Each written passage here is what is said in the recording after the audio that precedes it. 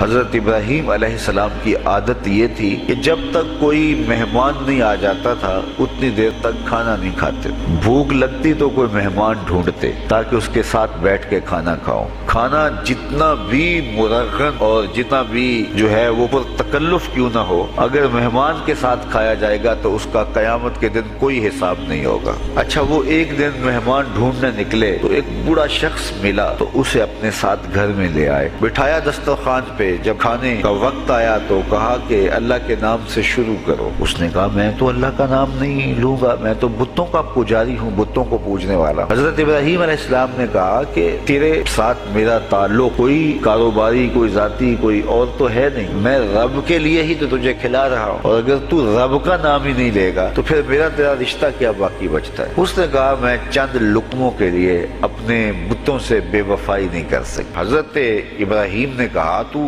اگر بتوں کے ساتھ اتنی محبت رکھتا ہے تو پھر میں بھی رب کے نام کے علاوہ تجھے دینے پہ آمادہ نہیں ہوں۔ وہ دسترخوان سے اٹھ کے چلا گیا۔ وہ چلا گیا تو جبریل امین حاضر خدمت ہوئے، رب کا سلام دیا۔ اے ابراہیم، رب سلام دیتا ہے اور فرماتا ہے تو نے آج میرا ایک بندہ ناراض کر دیا۔ یا اللہ، وہ تیرا بندہ تھا، اس کو تو تیرا نام لینا بھی گوارا نہیں تھا۔ کہا ابراہیم اس کی عمر کتنی ہوگی؟ یا اللہ 80 سال کے قریب ہوگی۔ کہا اتنا عرصہ ہو گیا میں اس کو رزق دے رہا ہوں، تو ایک دن نہیں کھلا سکا؟ اب ابراہیم علیہ السلام اس کو ڈھونڈنے نکلے ہیں۔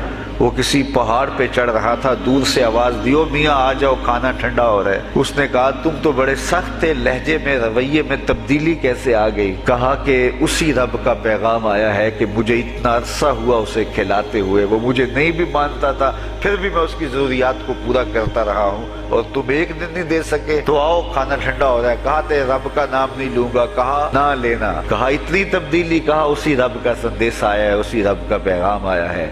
کہا پھر کھانا بعد میں کھاؤں گا، پہلے اپنے رب کا مجھے غلام بنا لے۔